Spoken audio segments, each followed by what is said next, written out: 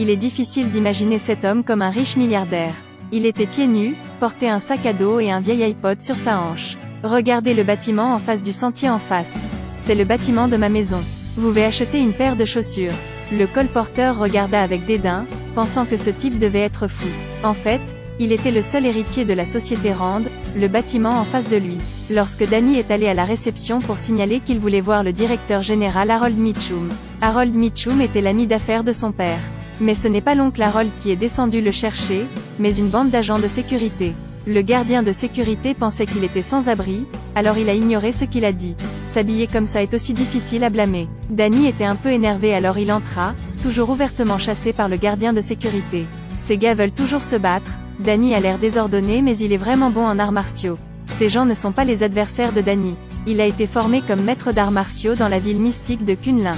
Il a obtenu le pouvoir divin du corps d'un dragon immortel, capable de tout détruire. En un instant, les gardes de sécurité ont tous été vaincus et sont rapidement entrés dans l'ascenseur. Il ne voulait faire de mal à personne, il voulait juste rencontrer oncle Harold et parler.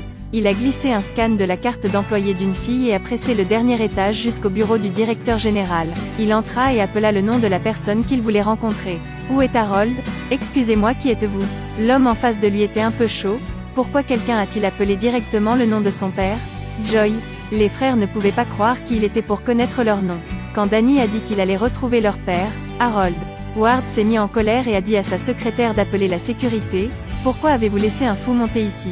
Danny essaie d'expliquer qu'il est leur meilleur ami. Je voulais juste trouver oncle Harold à qui parler. Joy a dit que mon père était mort d'un cancer il y a 12 ans. Cette phrase l'a fait ne pas savoir quoi faire. Il a dit que ses parents sont également décédés. Il s'avère qu'il y a 15 ans, la famille de Danny était dans un jet privé. En survolant le sommet du mont Everest, l'avion s'est écrasé. On ignore où se trouvent 3 personnes. 15 ans passèrent, et Danny l'oublia peu à peu. Tout le monde supposa qu'ils étaient morts. Après tout, presque personne ne survit à un accident d'avion. Et voilà qu'émergeait soudainement un sans-abri se faisant appeler Danny. Qui le croirait? Le seul héritier de cette Rand Corporation, même le vrai Danny, ne sera pas reconnu. Ward ne lui a pas permis de s'expliquer. Danny a insisté sur le fait qu'il voulait juste parler. Joy voulait dire à la police. Ward l'a arrêté et a continué à dire d'appeler la sécurité. Escorte de sécurité Danny dans l'ascenseur, dans son esprit la scène de l'accident d'avion à nouveau. Danny avait 10 ans alors. Danny s'est calmé. Je vais bien, nous ne nous soucions pas de vous? Les gardes de sécurité dans leur tête doivent se moquer de ce fou. Danny arrive à l'endroit où il habitait, il regarde un moment autour de lui. Sonné à la porte mais personne ne l'a ouverte. Danny a pris la clé cachée sur la pointe des pieds, mais malheureusement, la serrure a été changée. C'est vrai, Danny n'est pas là depuis trop longtemps. La maison a peut-être changé de propriétaire il y a longtemps, mais Danny n'a pas l'intention d'abandonner. Il sauta doucement sur le balcon. En voyant la disposition familière devant lui, sur la bibliothèque, il y a encore des photos de lui quand il était enfant. Ses parents, les propriétaires Harold et Ward, Joy, qui l'ont expulsé du bâtiment. Soudain, un chien aboya, Danny fit les 100 pas, les mains jointes, le chien se coucha lentement. Danny monta sur le toit, une scène de son enfance apparut devant lui.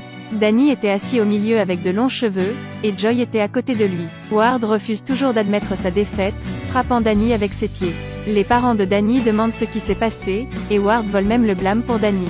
Chaque fois que cela se produit, Danny essaie de retenir sa colère. Et maintenant, en bas, le propriétaire est également revenu, cette personne est Joy. Danny ne reste pas. Dans Joy, Danny sont morts depuis longtemps. À ce stade, si Danny allait voir Joy, il serait accusé d'intrusion. Cette nuit-là, Danny a dormi dans le parc. Il alluma le lecteur de musique, feuilleta le livre et médita. Tôt le lendemain matin, il est allé trouver Joy. Joy avait toujours très peur et a envoyé un SMS pour appeler le garde du corps. Si vous continuez à m'embêter, je vous poursuivrai en justice. Danny a indiqué sa date de naissance et son lieu de naissance, et a déclaré que le nom de l'équipe qu'il jouait auparavant était les Bombers. Vous êtes aussi un gardien de but. N'importe qui peut trouver cette information en ligne. De toute évidence, ce qu'il a dit n'était pas convaincant.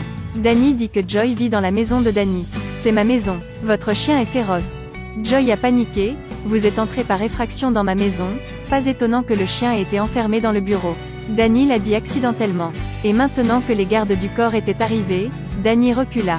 Soudain, un taxi est arrivé, seulement pour le voir faire des sauts périlleux puis se tenir fermement sur la route. Joy était surprise, son visage rempli d'incrédulité. Tout ce que Danny a dit n'a pas fonctionné, alors il est parti. Danny resta immobile, les yeux fermés, et dans le ciel un faucon passa. Le faucon perché sur le bâtiment regarde dans toutes les directions. Danny ouvrit les yeux et il s'avéra qu'il pratiquait le tai chi dans le parc. Une personne a mis de l'argent dans le couvercle de son bocal, c'était une jeune fille en manteau rouge. Danny vient et explique qu'il n'est pas sans abri. La fille a dit que ça allait, il a pris le dépliant ci-dessus. Est-ce l'art martial que vous enseignez? La fille répondit poliment, ne voulant clairement pas se soucier de lui. Danny a de nouveau utilisé le chinois pour démarrer une conversation. Colin Wing, est-ce un nom chinois? Pourquoi enseignez-vous l'escrime japonaise? Dans quel but demandez-vous? Rien, je veux juste trouver du travail. Mais Colin est un peu agacé, j'ai déjà quelqu'un pour nettoyer les toilettes, bye. Et cette fille a eu plus tard une relation étroite avec lui. Danny regarda la silhouette de Colin s'éloigner.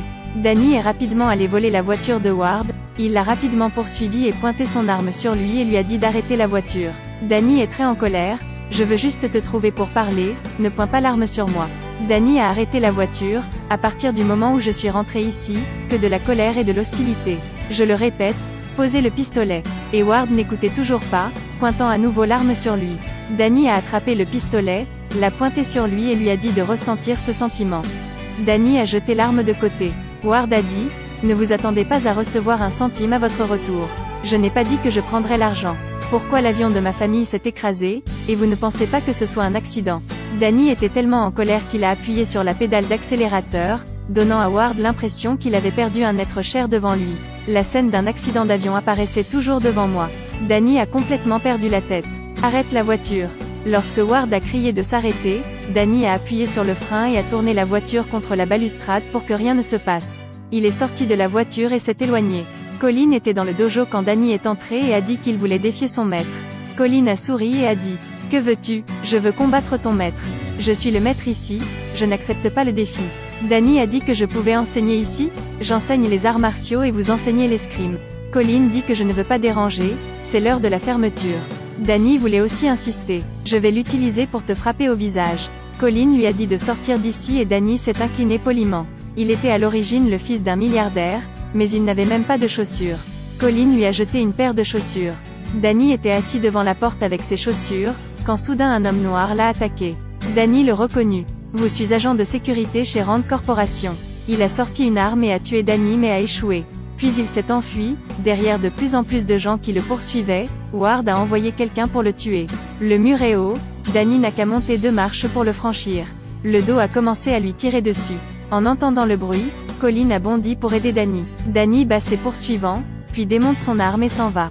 Colin à l'arrière l'a vu partir. Ward a reçu un appel indiquant que la tentative d'assassinat avait échoué. Il s'est rendu dans un immeuble, après avoir scanné ses empreintes digitales, est entré dans la pièce. Salut papa. La personne à l'intérieur était son père qui était mort depuis 12 ans. Il s'est avéré que Harold Mitchum ne faisait que simuler sa mort, il était le vrai patron de l'entreprise. Il était très mécontent que Ward envoie des idiots pour tuer Danny. Harold a dit à son fils d'utiliser son cerveau, Ward a dit qu'il avait un plan différent. Joy est allée au bureau le lendemain matin, Danny était déjà assis sur le canapé. Elle était très curieuse de lui demander comment il était entré ici. Danny dit que c'est ma deuxième maison, il connaît beaucoup de coins et recoins. Joy lui versa un verre d'eau et les deux se préparèrent à parler. Danny a été très honnête en racontant l'histoire qu'il a rencontrée. Alors qu'il racontait l'histoire, il se sentit soudain un peu étourdi. Puis s'est levé puis est tombé, ce qui s'est avéré être un complot de la part de deux. Ceci est l'épisode 1 de la série, rendez-vous dans l'épisode 2.